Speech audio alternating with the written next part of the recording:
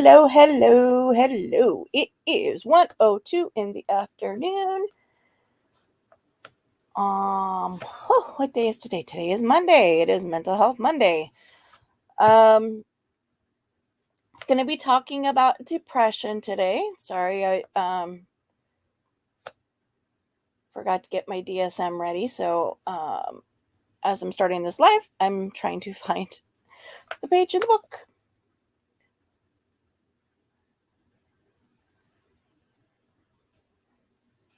Diagnostic.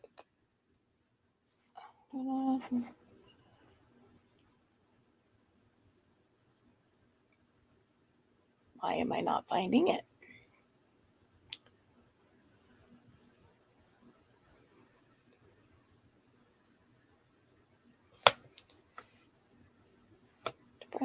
Other medical, just mood regulation highlights.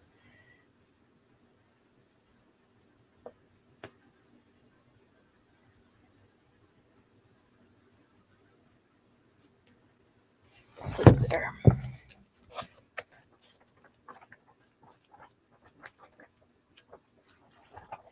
If you remember when I did my piece on bipolar, we talked a little bit about the depression aspect, and that is because for bipolar 2, you must have depression in order to meet that diagnosis.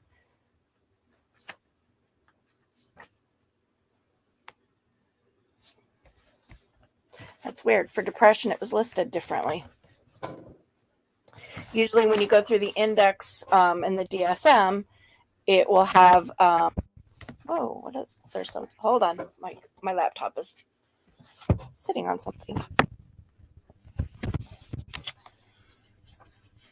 Oh, I'm missing a foot. No wonder my laptop is not balanced. And I'm going to plug in before it yells at me any longer. I was also wondering why my screen went dim on me. It's because my battery was about to die. So anyway, and that when you go to the index for in the DSM, usually as you're scrolling through, it specifically gives you, it'll say diagnostic criteria and then the page number it's on. For whatever reason, for depression, it doesn't have that. So I had to guess as to which page it was going to fall under. But I guessed correctly. So again, the DSM, Diagnostic and Statistical Manual of Mental Disorders, DSM 5. Okay, so that's backwards to me.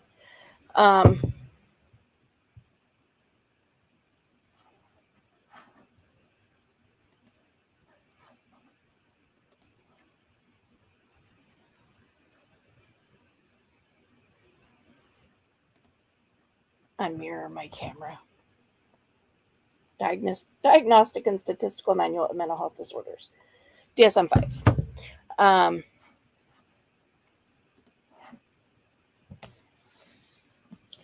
So I will start with that by reading out what the diagnostic criteria is for major depressive disorder. Let's see if I can do this without pushing in any buttons on my keyboard. That way it's right in front of me, and I'm making contact with the computer screen. So 5 or more of the following symptoms have been present during the same 2-week period and represent a change from previous functioning. So any 2-week period, and it has to be not like I experienced it for a day or 5 days, 3 days, 5 days, and then it went away, and then came back months later.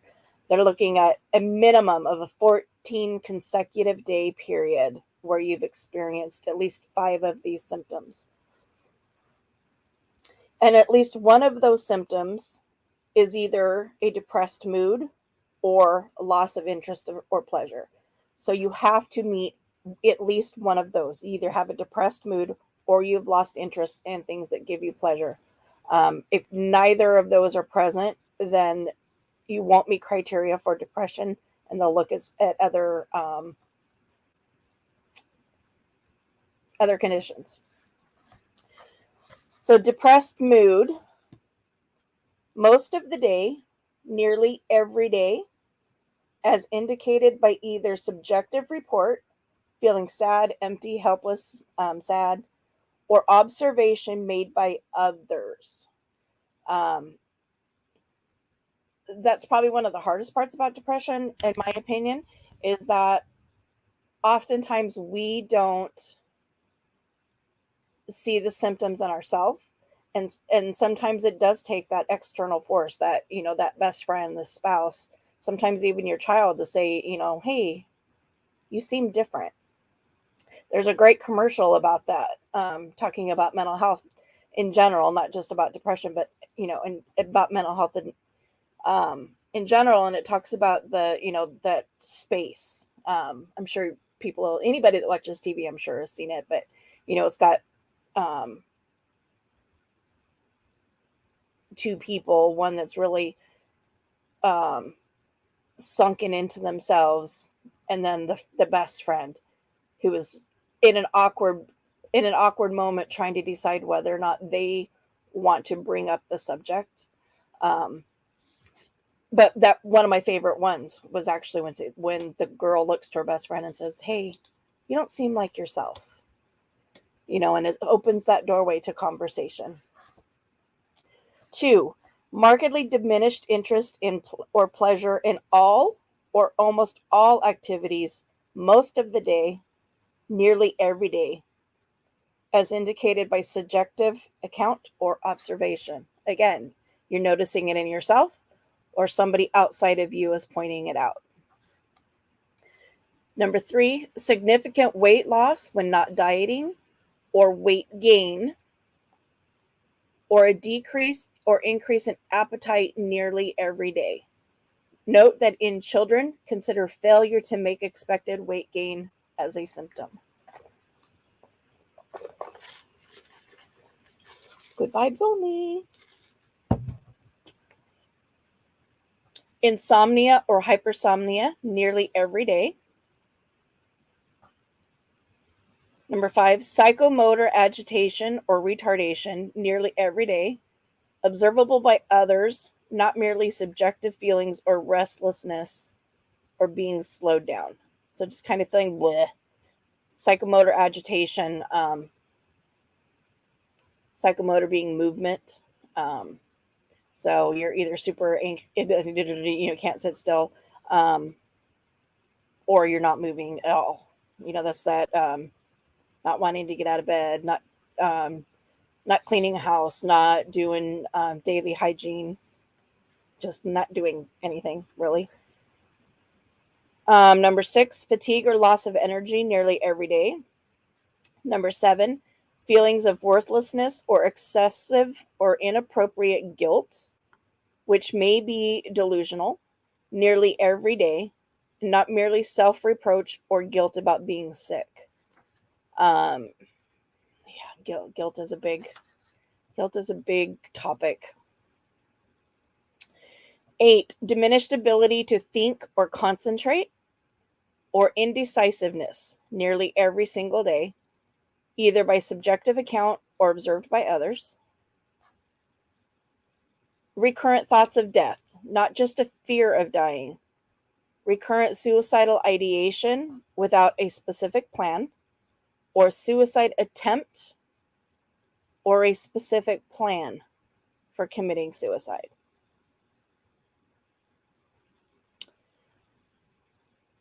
So that is diagnostic criteria A. You've got to meet at least 5 of those 9, and at least one of those must be either depression or loss of interest. Criteria B, symptoms cause significant distress or impairment in social, occupational, or important areas of functioning. And criteria C, not attributed to the physiological effects of a substance or another medical condition. As we go through the DSM, you'll notice that the last 2 criteria on any disorder typically are those 2 criteria, that it creates a significant impact on your daily functioning, as well as and that is not attributable to either a drug substance, whether it's illicit drugs or prescription medications, alcohol, etc., or any other condition. So when you think about those criteria that I just labeled off, I'm sure you can identify that some of those symptoms sound like other disorders. When you think about being restless, having psychomotor agitation, loss of energy, inability to think or concentrate, those are all criteria for ADHD, right? So that's part of why that one of those, that you have to have either depressed mood or loss of interest in order for it to point toward depression versus something else. And again,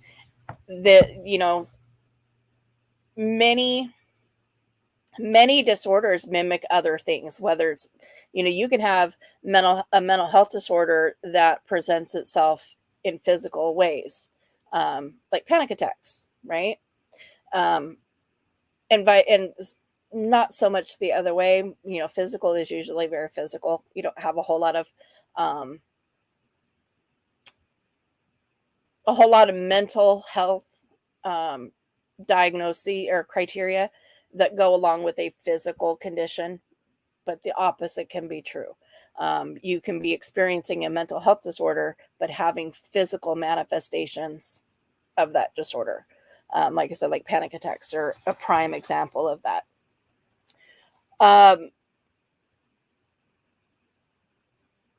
Then criteria D, the occurrence is not better explained by schizoaffective disorder, schizophrenia, schizophreniform disorder, delusional disorder, or other specified or unspecified schizophrenia spectrum or psychotic disorders. And there has never been a manic episode or hypomanic episode. Again, if you've had a manic or hypomanic episode, whoop, it points you to bipolar versus just straight up depression. There is a high prevalence of depression and anxiety running concurrently. Let's see if I can find some quick statistics real quick.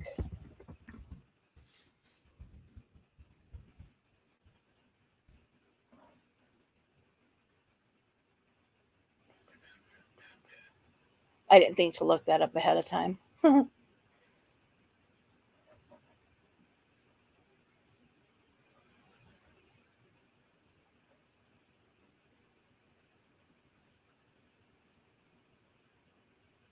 Signs of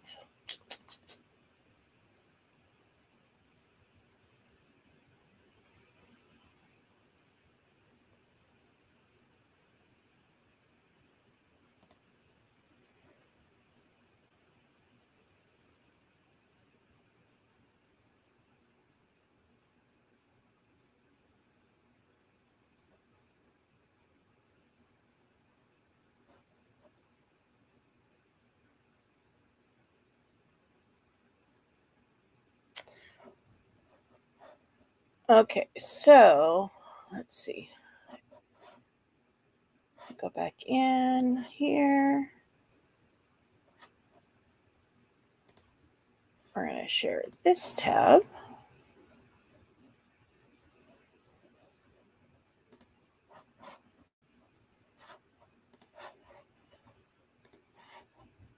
Let's try that again. Tab.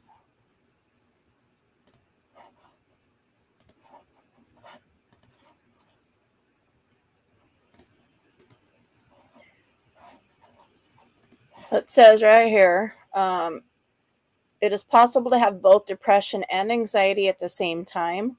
A worldwide survey from 2015, so it's not super recent, but found that 41.6% of people reporting having both depression and anxiety disorder during the same 12-month period.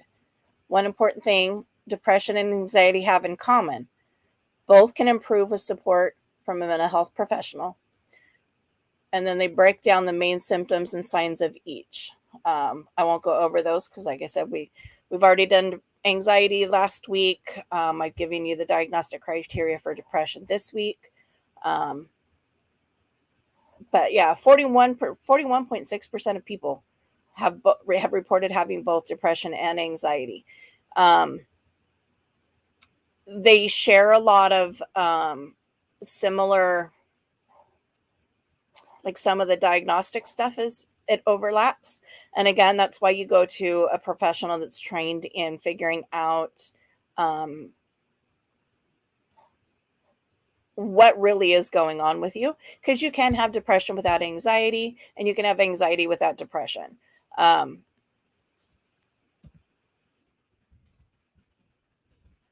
But like I said, 41.6, that's over half of the people, almost half of the people are reporting that they actually have both.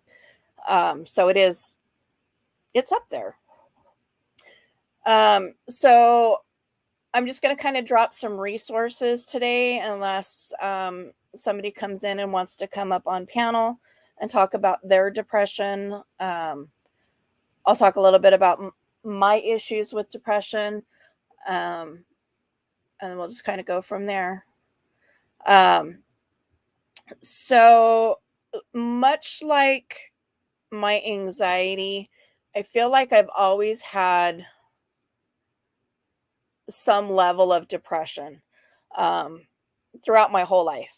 And it's come in waves where it's gotten worse when something comes up that I just, is out of my ability to like really cope with and process it. It does tend to take me out, and then I have to like work through it to bring myself back to, again, my quote unquote my normal. Death of a loved one is a kick in the pants. There has only been one time in my life where I contemplated suicide. Twice. I take that back, twice. Once was when my father died when I was 13. And that was really rough on me. I'll talk about that a little bit more next week when we go into grief, and when I do my piece on grief and loss. My brother died when I was 7, so I don't know how that physically or mentally affected me when my brother died.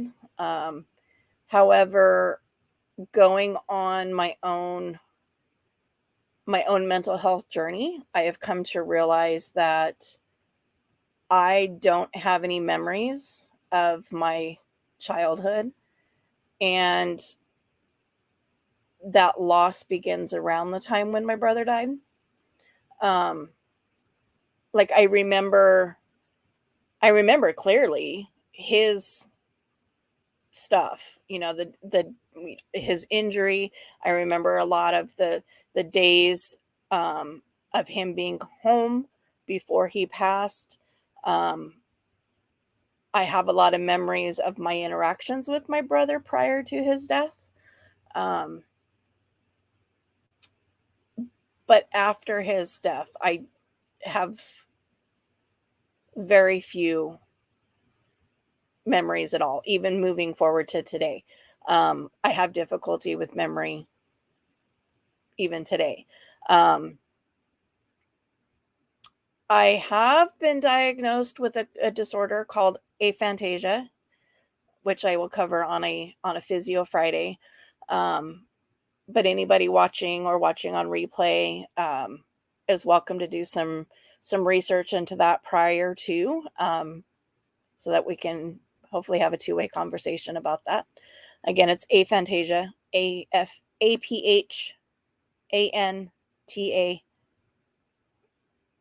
Oh, let me try that again. I find something to write with. I can't do that out of my head. Sorry, I had to reach past my.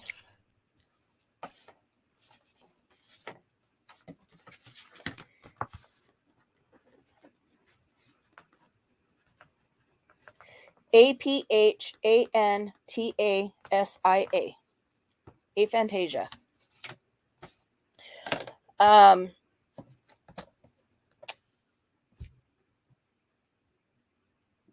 But now I'm wondering if that is a false diagnosis because, or not the full diagnosis, maybe. Because even today, I have very little memory. Like, think about as a parent, we go through these trainings where, you know, like the McGruff kids or whatever, the lost kids trainings, and they ask you, what was your child wearing this morning when they left for school? Those are questions that I would never be able to answer because information does not go from short-term memory into long-term memory. In picture, things go in as factual data. That makes sense. So in order for me to remember what my child was wearing when they left for school, I can't just look at them and remember that. I have to actually tell myself blue jeans, white shoes, yellow shirt, and put that as data. And then it'll transfer up into long-term memory as data. But if it's just a visual image, it doesn't go into long-term memory. It doesn't store. It's an interesting, so aphantasia is a very interesting topic, but it's a very frustrating thing to have to deal with. So I encourage anybody that's watching this on replay to do some research into that.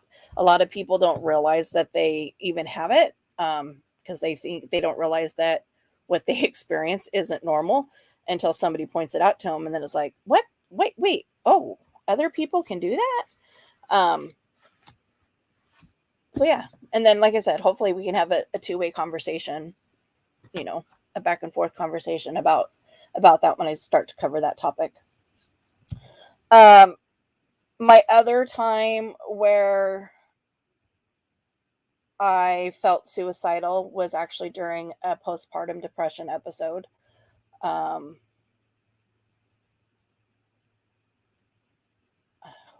can't remember if it was after child number 2 or child number 3. If I really give some thought to that, I can figure it out. But again, that memory thing kind of, it takes some work to figure that out. Some mental work.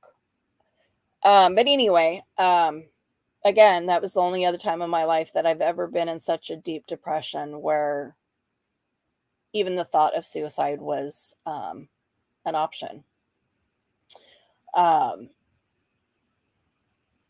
Other than that, like I said, I think there's always been a low level of depression for me. And I think that realization really came for me when my doctor started me on Cymbalta for my nerve pain and my back pain. And that actually came from my suggestion. I'd been on some other medications and nothing was really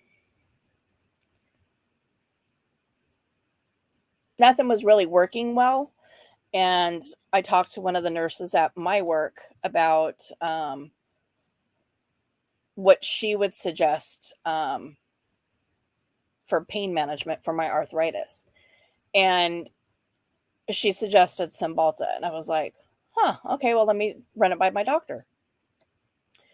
Well, I talked to my doctor about it again. It was my amazing doctor. And she was like, yeah, well, let's give it a try. And it's got some other benefits to it. So sure, let's see what happens. Well, Cymbalta is actually an antidepressant that has, it's not a pain medication. It is an antidepressant that has shown the ability to help people with pain. So it's good for like fibromyalgia, which actually was the very first patient that noticed pain management from Cymbalta was a fibromyalgia patient. And so I started taking it to deal with the osteoarthritis pain. Well, all of a sudden, I was like, whoo, I had all this energy. I was happy. I was engaged. And I was like, whoa. So the antidepressant really kicked in. And I was like, I didn't realize how crappy I was feeling emotionally until I had a medication on board that helped with that. And now I think back and I'm like, where I would be now if I hadn't started that medication. Because as the whole, pandemic, the lockdown, all of that has continued. And yes, we're not on lockdown anymore, but there's still, so much unknown about COVID, and so much of our world has changed because of it. But during the height of all of that, when we were in lockdown, we weren't able to see anybody.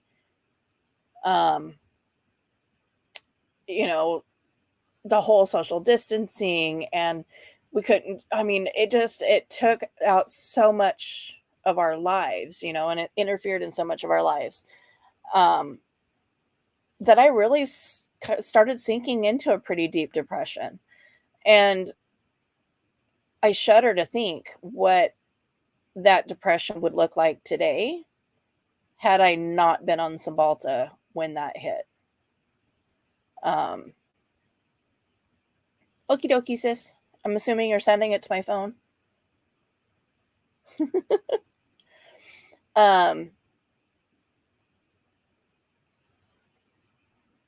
Yeah, it's like, there's still some days, even though I am taking medication that is an antidepressant, even though I am, I'm taking it for something else, I still get the antidepressant properties to it. There are still some days where I'm just like, I don't want to move. I don't want to do anything. So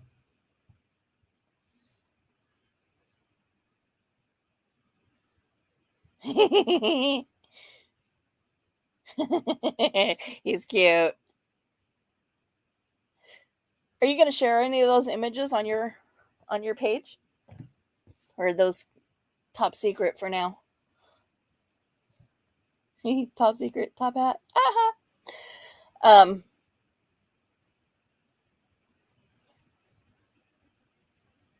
Yeah, it scares me a little to think how I would feel right now if I didn't have antidepressants on board. Well, let me see if I can figure out how to do this all technological like. And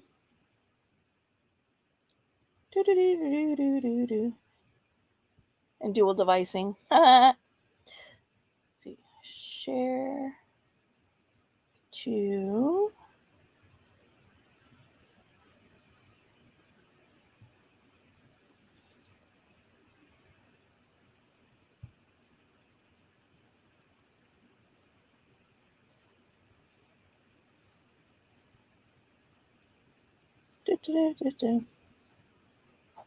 So while that's working its way through, so two places that we're going to talk about today is Psychology Today, which I got to get to sharing the correct screen.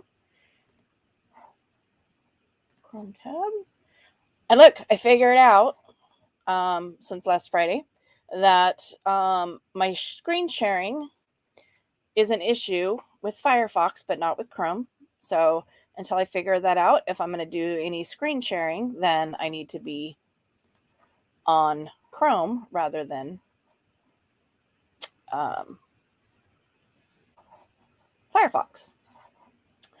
So this is a good resource for those of us that are in the United States. It doesn't to the best of my knowledge, it's not, you can't use it in other countries, but there may be a site similar to this in your country.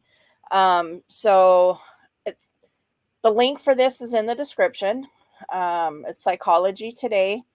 And when you go to their homepage, there's all kinds of different stuff, which I'll show the homepage in a minute. But I linked straight to finding a therapist. So this first box asks for a city, zip, or a name. So if you wanted to find a doctor by name, you could search that way. But I mean, if you already knew the doctor's name, you wouldn't need to be looking them up necessarily. So I'm just going to go Spokane, Washington, since it's a big city.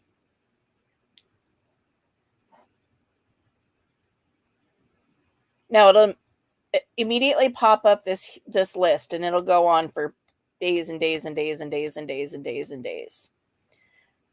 As you can see down here, I mean, there's 10 plus pages of therapists in Spokane, Washington. But the really cool thing is that you've got these little drop downs. So you can drop down and look for specific things. So you want somebody who deals with depression. There's insurance. Oh, he's private only. He doesn't take. Oh wait, yeah, it is.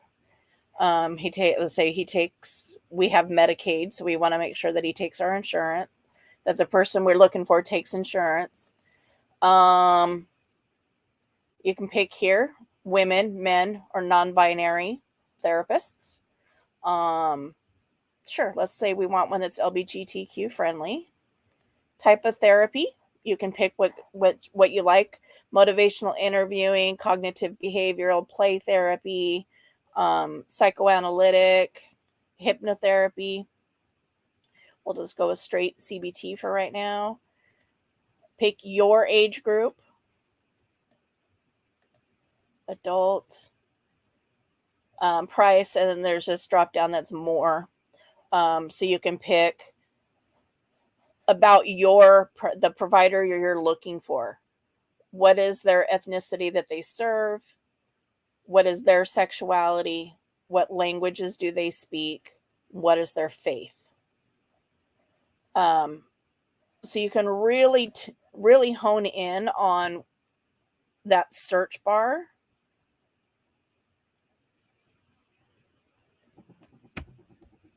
For a provider. So with that many filters, there is nobody in Spokane that meets all that. So I'm going to change that. So I'm going to change it to female therapists. And there's 1, 2, 3, 4, 5. Let's see. Seeing it changes it. I mean, there's 2+ pages.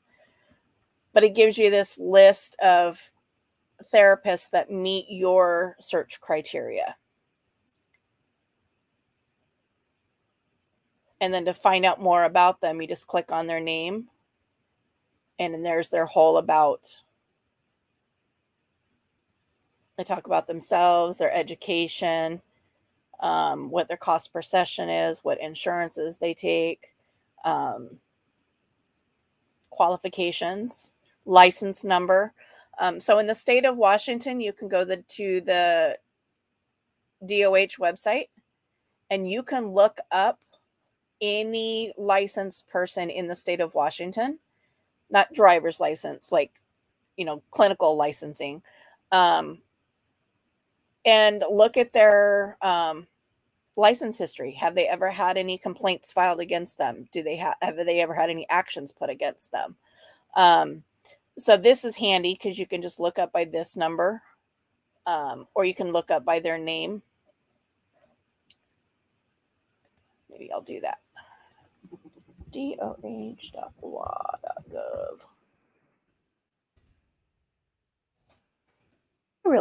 Really should have some paper by me.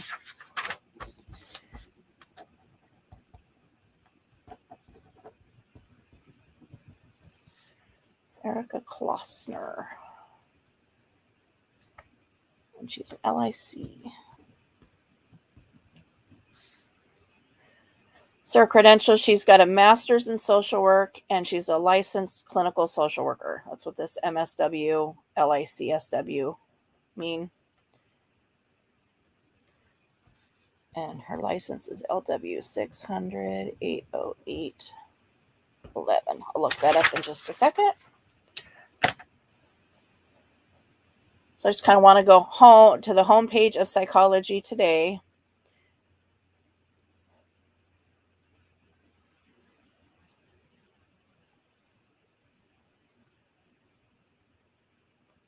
That's weird. So across the top, you got online therapists, online therapy, psychiatrists, treatment centers, and support groups. So again, this is a search engine. You can find a treatment center. Spokane, Washington. There you go. Counseling centers, Royal Life Center, Breakthrough Recovery. A lot of these are addiction ones. Food and Body Wisdom. So I imagine that's for eating disorders.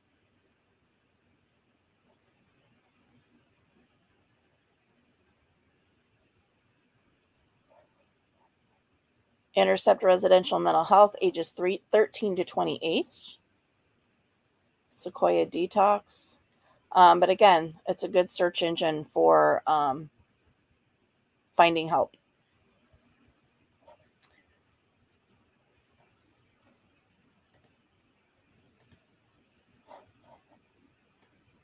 Let's see.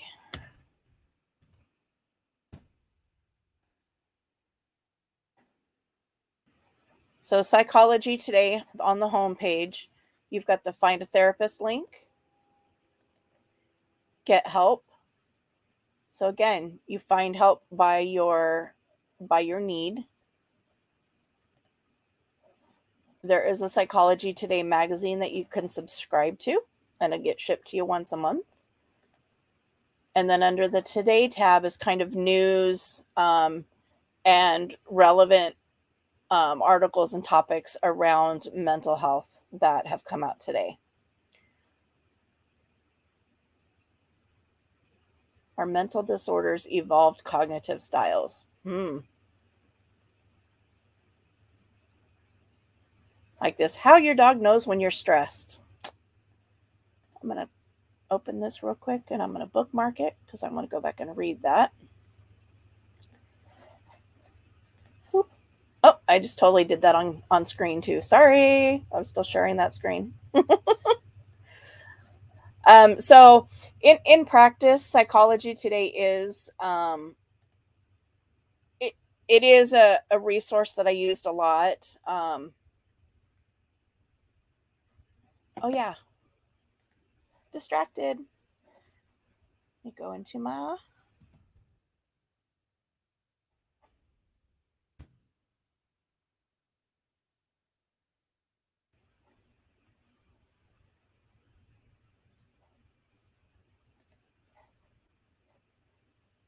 it is a resource that I used a lot with my my clients, especially as we were unable to meet client needs and getting them connected with a mental health therapist because we didn't have enough therapists to meet the need of our community at the center I worked at. So we had to start referring them out to mental health providers.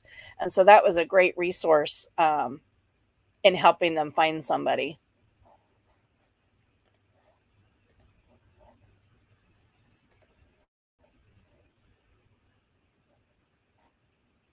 Download.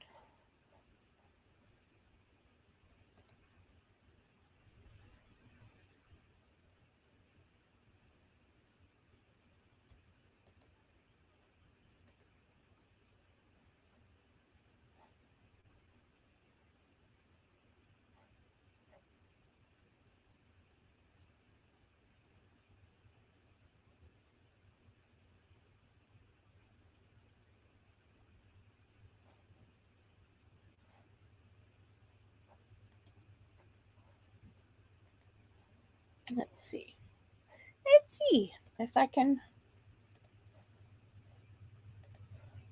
Da-da-da-da-da-da.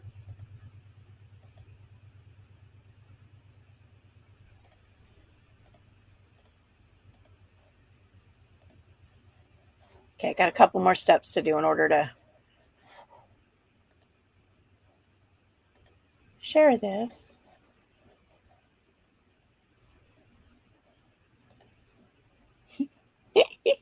He's cute.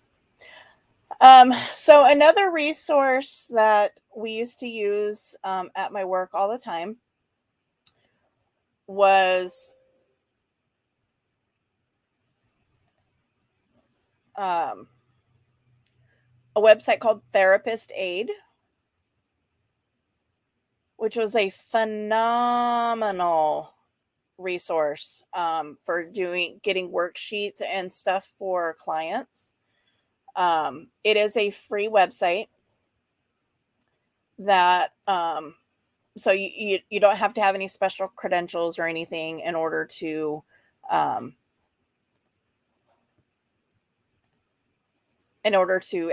access stuff.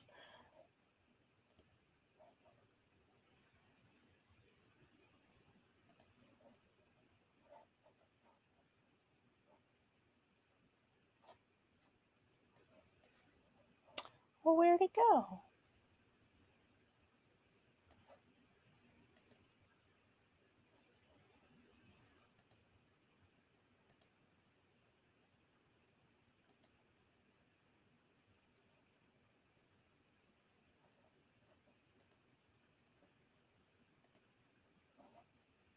Oh, there he is. Oh, invalid file type. What the heck? All right. I thought I'd be cute and show it. Oh, we just do it this way. Trying to be all fancy and stuff.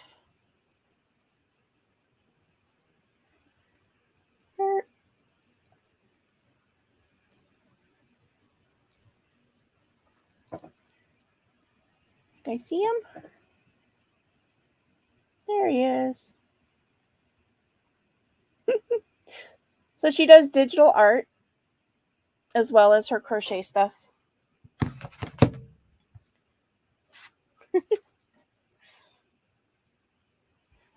I tried to do it all fancy, but you know.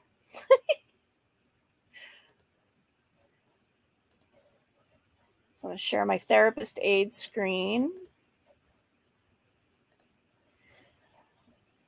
So across the top, you can see there's worksheets, interactive tools, guides, videos, and articles. You can also do it. It's here. Products is down here on the bottom. Or you can browse by topic. So we'll go to depression, since that's what we're talking about today. And what's really cool is that it gives you access to all of these different things. You don't have to keep changing topics. So like say you got here and you're like, oh, I want to be more specific and I want to do grief.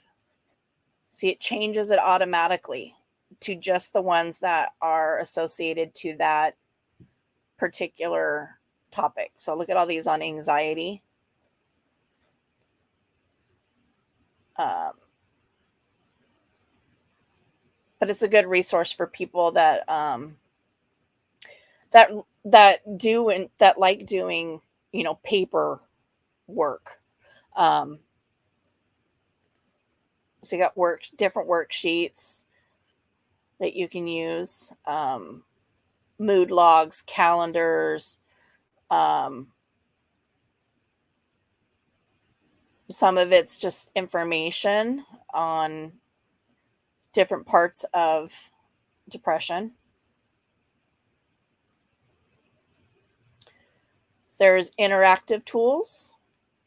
These tend to be more designed for teenagers, at least in my experience. I never really found any that were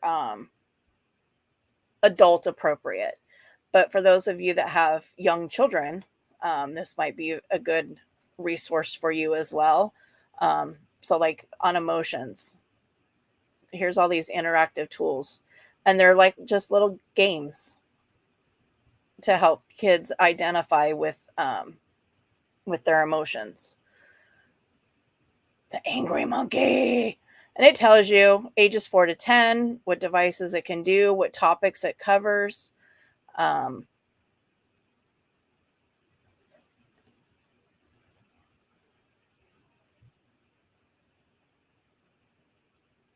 don't know if the interactive tools are, if they cost anything.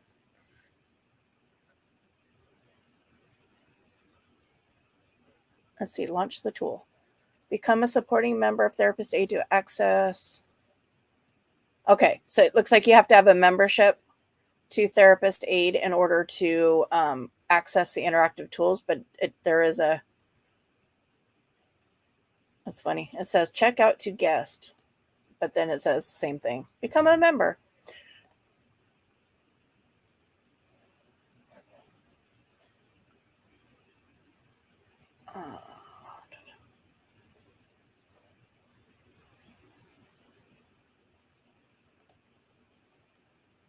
Basic membership.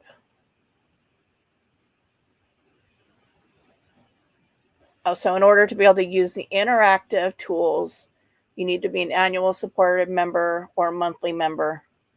It's $9 a month or $75 a year.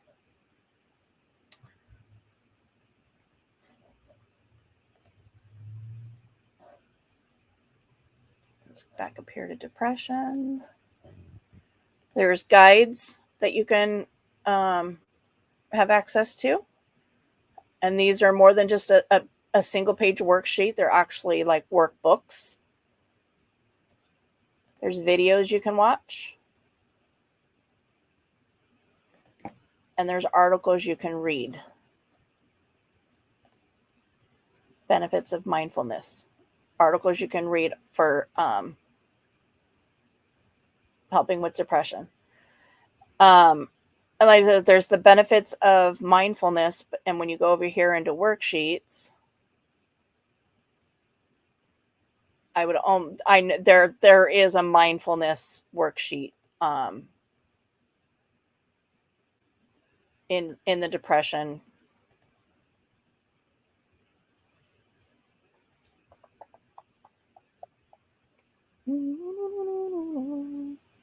Maybe it's listed under depression. It might be on its own. Oh yeah, how to practice mindfulness meditation. So it gives you some information on how to meditate. And then mindfulness exercises.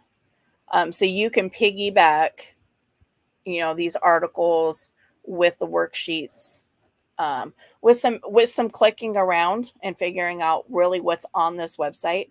But it is a huge resource. And as you look down the side into children, adolescents, or adults, filter by topic: anger, anxiety, art,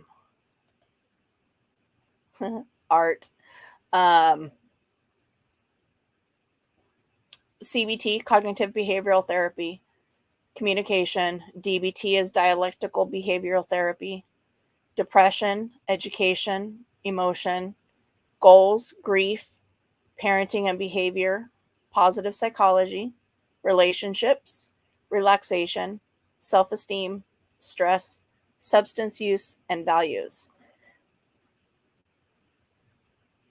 And then it gives you over here, it gives you kind of a cheat sheet, a quick look up of which worksheets go with that topic. So again, go to depression, and over here it gives you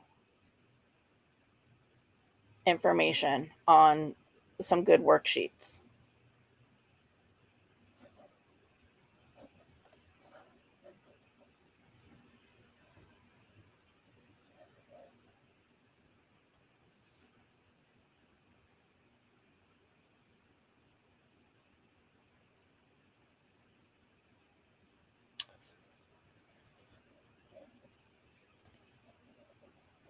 Oops, I keep forgetting that I keep thinking that if I just click on the new tab that I want to share, that it'll automatically share the screen, and that's not really how that works. So again, Department of, this is for Washington State only. If you live in somewhere, in another state, you just have to figure out how to find your Department of Health website. And then under licensing, permits and certificates, there's a provider credential search. So again, Washington, their set website is doh.wa.gov, and I'll put that link as down in the description with the link to Therapist Aid and Psychology Today. License, permits, and certificates, and then over here to provider search. I'm running into my remote control and it's messing up my mouse. Provider search. And then you have the option, you can look at healthcare providers, medical marijuana consultants, healthcare facilities, psychiatric hospitals, construction review reports, and behavioral health agencies directories. So we're going to look up a healthcare provider. And I'm just looking up the doctor or the psychologist that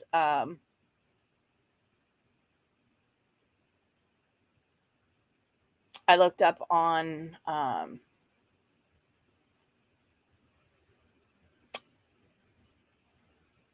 Psychology Today.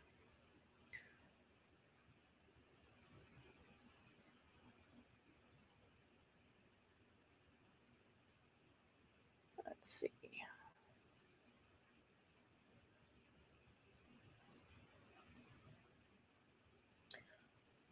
Just got to find her right credential.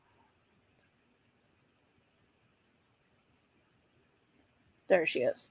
So if you remember right, her license number started with the LW. So she's listed as an independent. Yeah, that's the LICSW, independent clinical social worker license.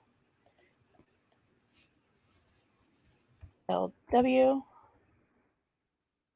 600 808 11. Actually, you don't put in the LW here. 600. Why is my numbers not working? 600 808 11. You can do a search if all you have is the name.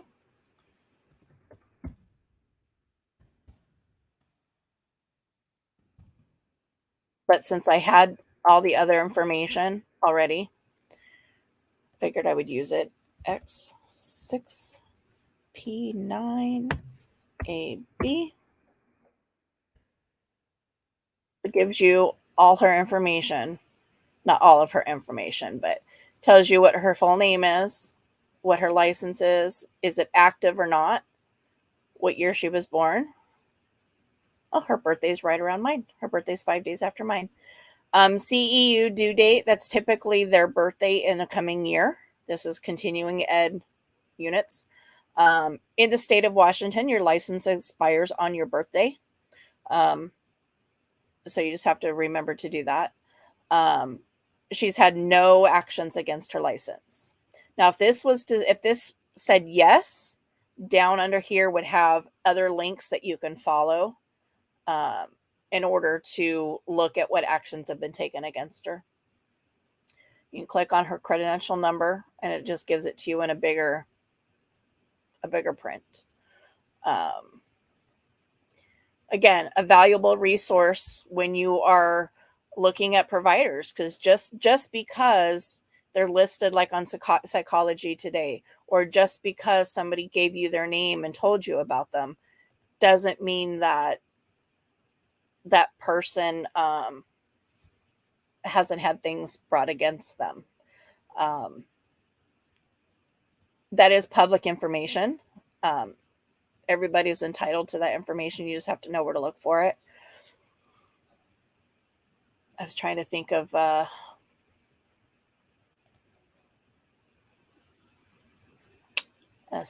example. Whoops. And then I unshared here.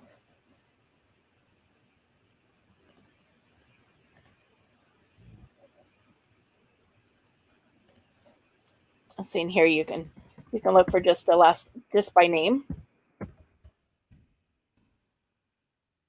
And either start with or an exact if you don't know, maybe if you don't know the spelling of a name.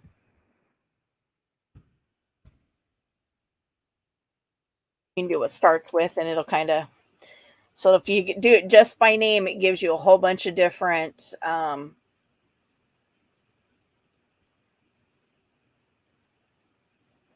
different options, because obviously there's more than one person in the world with that name.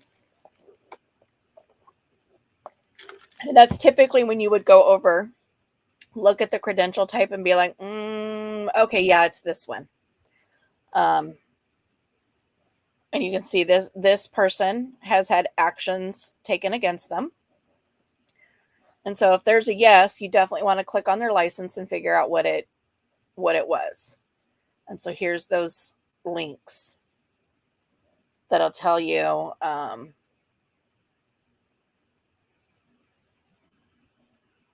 so statement of charges.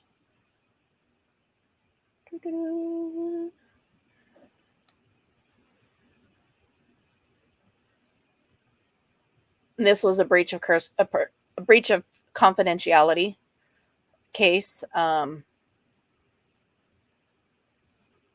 where she took client information out of the office and took it to her home, as well as to her other job. But it goes through the whole thing. Oldest, newest is at top. So statement of allegations, disposition, release from disposition, statement of charges, the court order, reinstatement of her license. And they probably have now released her license.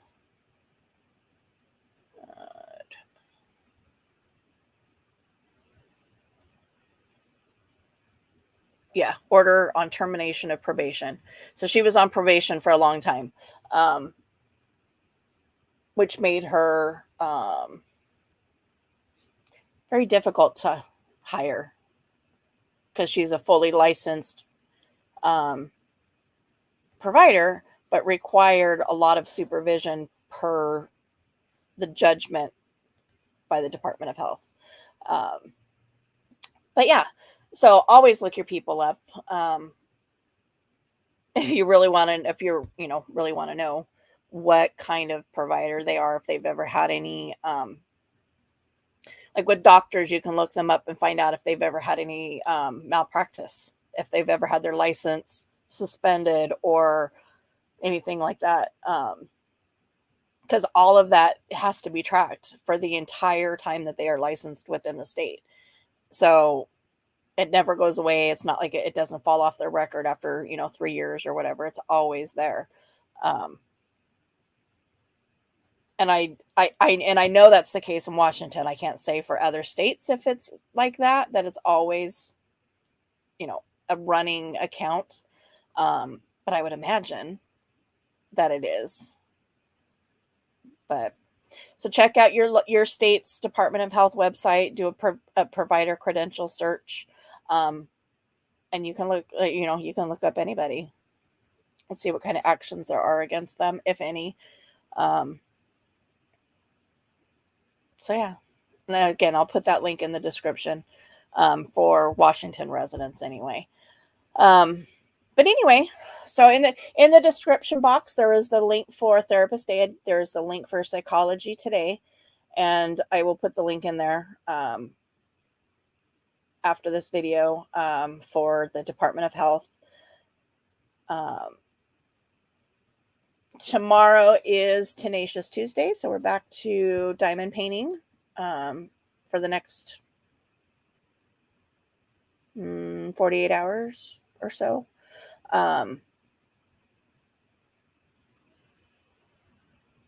Yeah, I lost my train of thought. Sorry. So hope to see you guys tomorrow to diamond paint with me. And again, if you are diamond painting and you want to be on camera, you are welcome. I am now a paid StreamYard person, so I can have 10 people up on, 8 additional people on panel with me. all doing their diamond painting together. So if you have a DP in progress, figure out how to get yourself set up to be on screen if you want to come up on panel. Otherwise, I will talk to you guys tomorrow.